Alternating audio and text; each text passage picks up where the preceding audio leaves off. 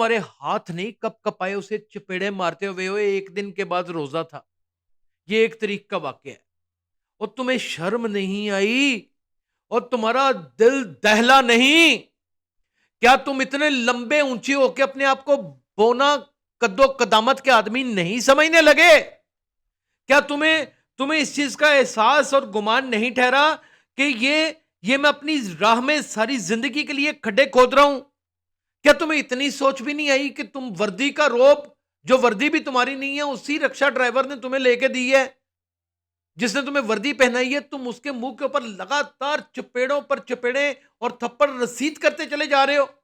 قانون کو وائلیٹ کرنے کا یا قانون شکنی کرنے کا کوئی اور سزا دینے کا طریقہ نہیں تھا؟ تم اس کو کیا اس کا رکشا بند نہیں تھے کر سکتے؟ کیا تمہارے پاس یہ اختیار نہیں تھا؟ تمہارے پاس یہ اختیار تھا۔ کیا تم اس کو چلان نہیں تھے کر سکتے؟ 2000 روپے کا، 3000 کا، 10,000 کا چلان نہیں تھے کر سکتے؟ یہ بھی اختیار تمہارے پاس تھا، بالکل تھا۔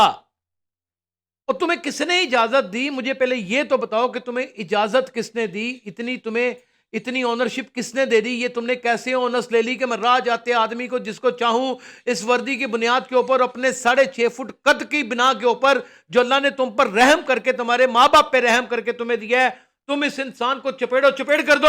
میرا نام یاسر شمعون خان ہے۔ لاہور کی سرزمین کے اوپر پھر ظلم کا پہاڑ ٹوٹ گیا اور ٹریفک وارڈن جلاد بن گیا۔ مناوا کے علاقہ میں معذور رکشا ڈرائیور یعنی کہ چنگچی رکشا ڈرائیور کے اوپر ٹریفک وارڈن نے چپیڑوں کا حملہ کر دیا۔ ناظرین یہ ویڈیو ضرور ملاحظہ فرمائیے گا، جبکہ یہ ویڈیو ہر جگہ پہ وائرل ہو چکی ہے، لیکن پھر بھی میں کوشش کروں گا کہ میں اپنے چینلز کے اوپر یہ ویڈیو کو ضرور دکھاؤں، اور یہ سارا واقعہ ہوا کیا یہ بھی ہم آپ کو بتاتے ہیں۔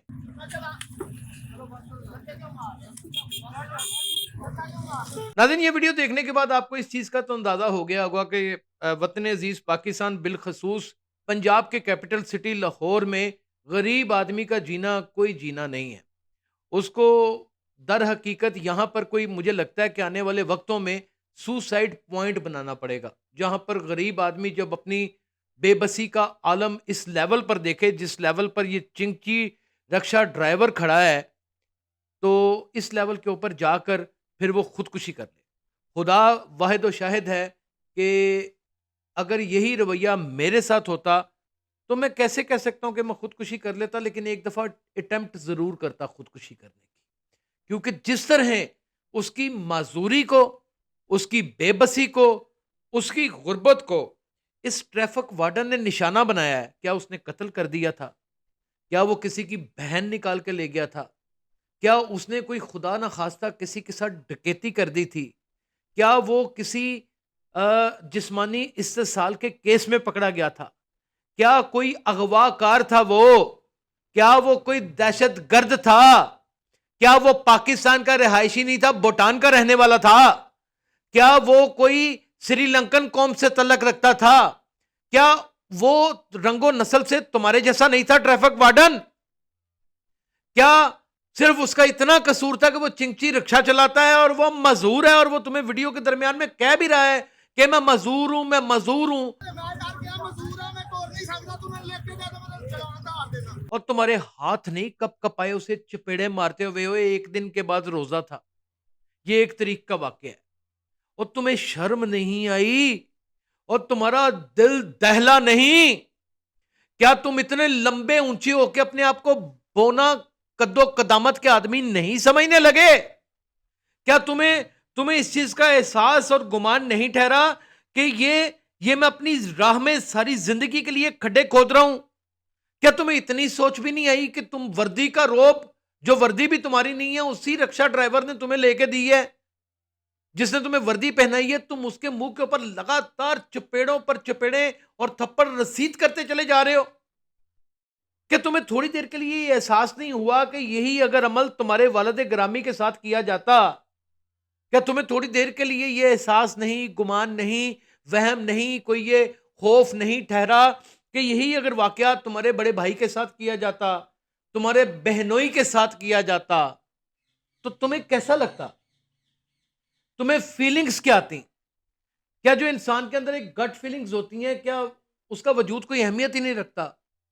کیا تمہیں تھوڑا سا بھی اس چیز کا ادراک نہیں ہوا کہ یہ وردی ہے جو یہ وطن عزیز پاکستان کی ایک پہچان ہے، یہ اس کا چہرہ مورا ہے، یہ اس کا منہ دکھاوا ہے. تمہیں اس چیز کا احساس نہیں ہوا؟ تم نے اس معذور آدمی کو تھپڑ تھپڑ کیسے کر دیا؟ قانون کو وائلیٹ کرنے کا یا قانون شکنی کرنے کا کوئی اور سزا دینے کا طریقہ نہیں تھا؟ تم اس کو کیا اس کا رکشہ بند نہیں تھے کر سکتے؟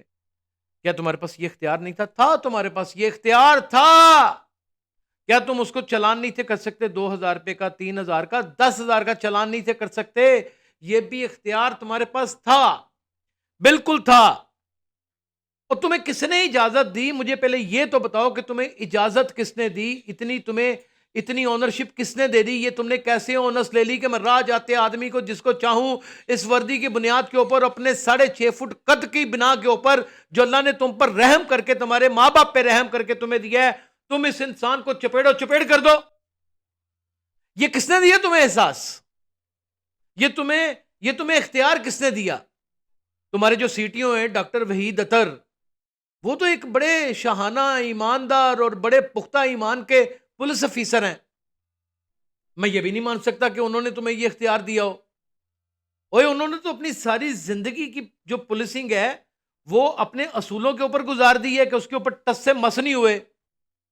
یہ کون سا گمان تھا؟ اب میں تمہیں بتاتا ہوں یہ کون سا گمان تھا. یہ وہ گمان تھا، یہ وہ لوگ ہیں ناظرین بھرتی ہوئے جو چودھری پرویز لائی کے دور میں بھرتی ہوئے تھے، اور ان کی ماؤں اور ان کے بھائیوں نے اور ان کے والدین نے خاص کر کے شہد کی بوتلیں لوگوں کے افسروں کے گھروں میں پہنچاتے تھے.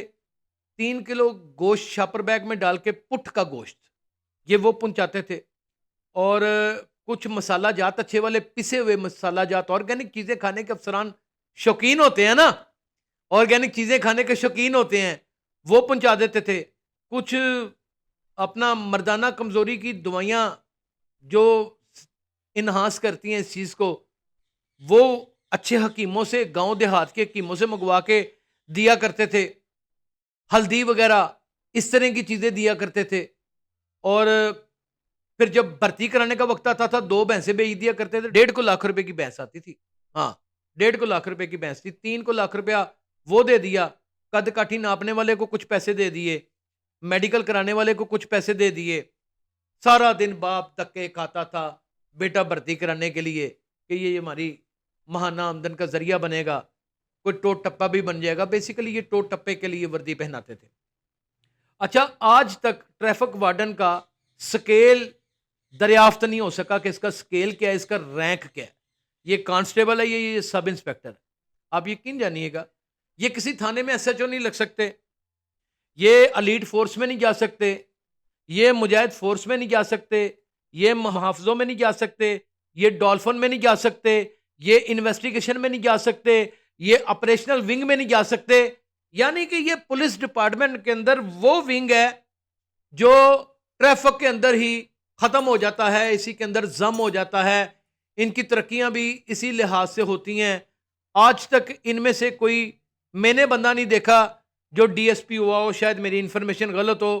انسپیکٹر تو میں نے ہوتے ہوئے بہت سارے لوگ دیکھے ہیں، لیکن ان کو اختیار کس نے دے دیا ہے؟ نہ ان کا کوئی انسپیکٹر تھپڑ مارتا ہے، نہ ان کا ڈی ایس پی تھپڑ مارتا ہے، نہ ان کا ایس پی تھپڑ مارتا ہے، نہ ان کا سی ٹی او تھپڑ مارتا ہے.